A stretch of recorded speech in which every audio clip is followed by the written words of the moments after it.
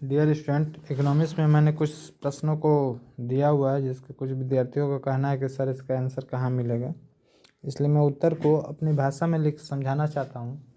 आप कोशिश कीजिएगा मेरी भाषा को समझें। यदि आप हमारी भाषा को समझेंगे तो किसी प्रकार के नोट्स लिखने में आसानी होगी, ठीक है। क्योंकि एग्ज़ाम में साफ साफ लिखा रहा था कि विद्यार्थी अपने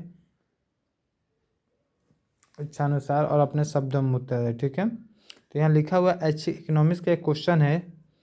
ये साइंस वाले और कॉमर्स वाले दोनों के लिए लाभदायक है। सेकेंड ईयर के लिखा हुआ है ऐच्छिक बेरोजगारी और अनैच्छिक बेरोजगारी में क्या अंतर है। मैं बड़ा आंसर लिखना नहीं चाहता कि आप लोग कन्फ्यूज हो। इस बात को समझ लीजिए, ज़रा समझ लीजिए कि ए एक मजदूर है और बी एक मजदूर है, ठीक है। और प्रतिदिन मजदूरी ये डेली रोजगार करता है, ये प्रतिदिन इसको रोजगार मिल जाता है, ठीक है। प्रतिदिन इसको रोजगार मिल जाता है, ठीक है बच्चों। और ये बेरोजगार है।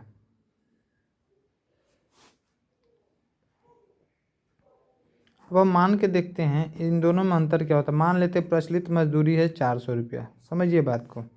ऐच्छिक और बेरोजगारी और अनैच्छिक बेरोजगारी आप अच्छी तरह से समझ जाइए, ठीक है। प्रचलित मजदूरी है 400 रुपया। तो मान लेते ए खटे, बी खटे या जेड खटे या हम खटे या कोई खटे। यदि वो मजदूरी करता है तो उसको प्रचलित मजदूरी कितना मिलना चाहिए? 400। आप भी उस मजदूर से काम कराइएगा जो प्रचलित मजदूरी 400 ले।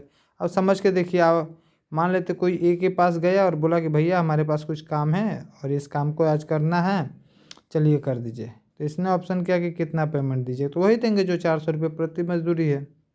अब ये करा कि नहीं, मैं 400 में नहीं करूँगा, मैं 500 में करूँगा, 600 में करूँगा या 800 में करूँगा। यानी अब ये प्रचलित दर से अधिक मांग करता है। तो हम लोग क्या करते हैं इस केस में कि नहीं भैया, जो प्रचलित मजदूरी है मैं आपको दूंगा और उसके अलावा मैं नहीं दे सकता। तो अब ये क्या कहता है कि मैं 400 में आपका काम नहीं करूँगा, 500 रुपया में करूँगा। यानी ये अपने इच्छा से ना बेरोजगार हो रहा। अब इसको 500 रुपया कौन देने जाएगा? जिसके पास एक्स्ट्रा पैसा होगा वही ना देगा। तो 400 तो देगा नहीं, 400 में ये काम करना नहीं चाह रहा, जबकि प्रचलित मजदूरी है। तो ये ऐच्छिक बेरोजगारी के शिकार है। यानी ऐच्छिक बेरोजगारी वह बेरोजगारी है जिसमें व्यक्ति अपने इच्छा अनुसार बेरोजगार हो रहे हैं, ठीक है। क्योंकि प्रचलित मजदूरी पे वो काम नहीं करना चाह रहे, जिसके चलते बेरोजगारी बढ़ रही। ठीक इसके विपरीत अनैच्छिक बेरोजगारी किसे कहते हैं? अनैच्छिक बेरोजगारी वह बेरोजगारी है जो काम करना चाहता है लेकिन आप उसे प्रचलित मजदूरी नहीं देना खोज रहे। अब मान लेते किसी मोहल्ले में कोई बी नाम का व्यक्ति है जो बेकार बैठा हुआ रहता है।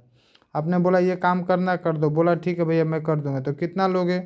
तो वही जो मजदूरी है 400 रुपया है जो दे दो। अब उस जगह पे हम लोग क्या कहते हैं कि ये तो दिन भर बैठा रहता है, बेकार रहता है। वहाँ पे हम लोग लालच हमें आ जाता है। हम इससे कहते नहीं 400 में नहीं करने दूंगा, 300 में काम करना है तो करो।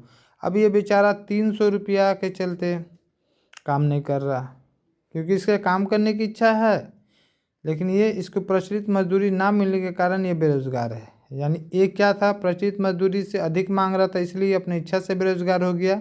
अब भी रोजगार करना चाहता है लेकिन उसे प्रचलित मजदूरी ना मिलने के कारण ये बेरोजगार है, ठीक है।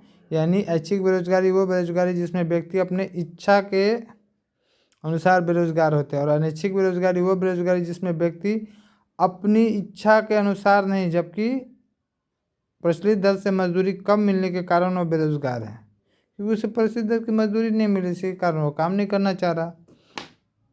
मुझे विश्वास है कि आप लोग को ऐच्छिक बेरोजगारी और अनैच्छिक बेरोजगारी का आंसर समझ में आया गया होगा। ना समझ में आया हो तो बार बार इस वीडियो को सुन सकते हैं, जिससे आपको बारीकी से समझ में आ जाएगा कि ऐच्छिक बेरोजगारी और अनैच्छिक बेरोजगारी है क्या।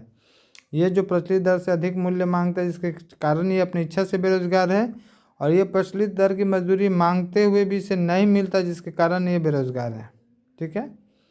इसको आप देखिएगा और धीरे धीरे मैं सही प्रश्नों को हल भी वीडियो में डाल दूंगा आपके आने वाले एग्जाम से पहले। एक बार इसकी प्रैक्टिस कर ले तो आपको परीक्षा में काफ़ी सारी सहायता मिलेगी, ठीक है।